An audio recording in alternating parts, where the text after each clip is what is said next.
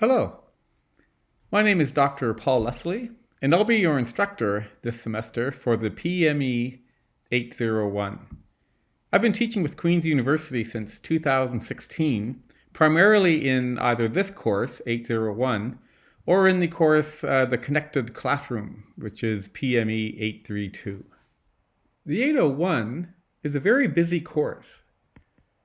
It includes a variety of reading activities, a knowledge building activity, then there will be a group activity, which will also include your most weighty assignment, and then there'll also be an experience where you'll connect with an external professional learning community. So let's have a look through all of these activities in greater detail. First, have a look at this Gantt chart. You can see how the modules overlap and how some of the modules, certainly modules 4 and 5, you'll need to start thinking about right away. So some points to note are the group project, which you'll want to start thinking about immediately, and who you're going to be able to work with. The other is professional learning community interactions. This will take time, and you should really read ahead now to find out what's expected of you for that module, to give yourself lots of time to be able to communicate and connect with the professional learning community and achieve your goals. I found that in the past, this module and this activity has been one of the most profound experiences for our students. So I really encourage you to give it the time that it needs. So the opening module of this course includes 2 discussions in the first week. So no time to waste. So the first one is just a general introduction of yourself. This is a great start to our group formation that I mentioned earlier. The other discussion forum is a collaborator artifact. This is a visual representation of how you work with other people. And since we're talking about discussion forums, I'll just take a moment here to note that I do believe very strongly in discussion forums, and I think that they're a key mode of communication. It's also a key mode of instruction and assessment of the course, and I'll take great pains to go through each of your contributions. In fact, I'm such a believer of the use of discussion forums that I'm currently trying to finish up a research paper on the use of discussion forums at Queen's University. So I strongly encourage you to do any of the activities that are based within the discussion forums, and plan to visit more frequently for shorter periods, rather than saving up your time and coming in and trying to do a whole lot of work in the forums at one time. You'll find it much more effective use of your time. When I look at the patterns of use in discussion forums, there's a very clear pattern that those who go and read and comment widely on others always attract more attention to their own work.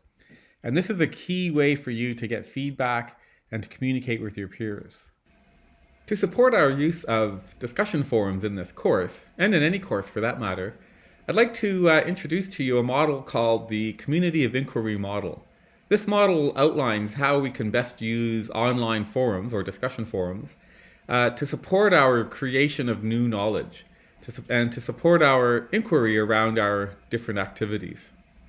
I'm very much a fan of this model. And in fact, I've actually done a video to explain the different components of the model. So I won't go into detail here, but I will flash up the link for this model and I'll put it in the comments below. So let's get back to the course. In Module 1, the pace picks up with 3 activities spaced over 2 weeks, all of which will be housed in the discussion forums.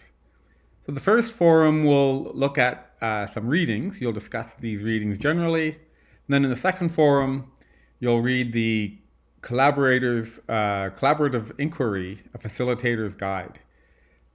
And then out of these 2 discussion forums, you should create or form some burning questions, which will then inform a map that you'll design on core concepts around collaboration, a concept map, that is.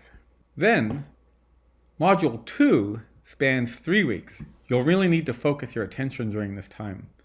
The knowledge building activity is housed in an external tool which you will have to learn to master. Your discussions in the knowledge forum will focus around your burning questions that came out of the previous module's readings. At the same time, You'll work on a technology montage video of tools that you feel will support your collaborative efforts. This work should emerge from the knowledge building activity and your burning questions. In the middle of Module 2, we will have Module 3, which is the mid-course reflection and consultation. The reflection is a personal activity for you to make sure that you are on target.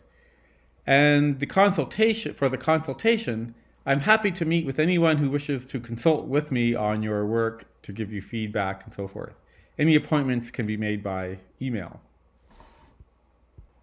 Also during Module 3, you will rework your concept map and submit it along with the reading reflection discussion board.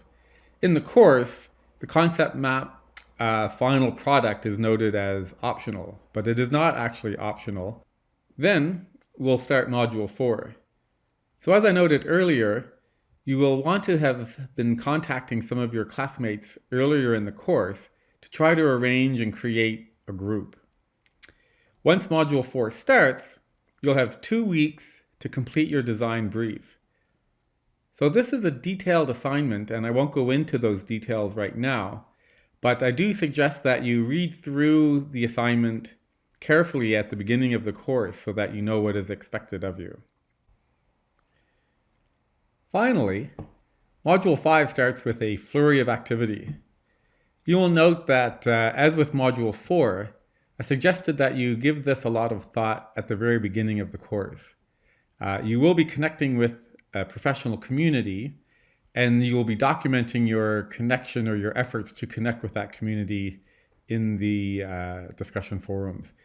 Your last activity for this course will be to share your new learning in another video. These videos as well can often be quite profound, and I really enjoy watching these. My last piece of advice to you is to really make a lot of effort to use our library. A lot of the course readings are listed there for you. However, I always very much encourage students to read as widely as possible and to take great advantage of our library and our librarian, Brenda Reed, who's dedicated just to our graduate students. So on that note, good luck, and please feel free to reach out to me at any time.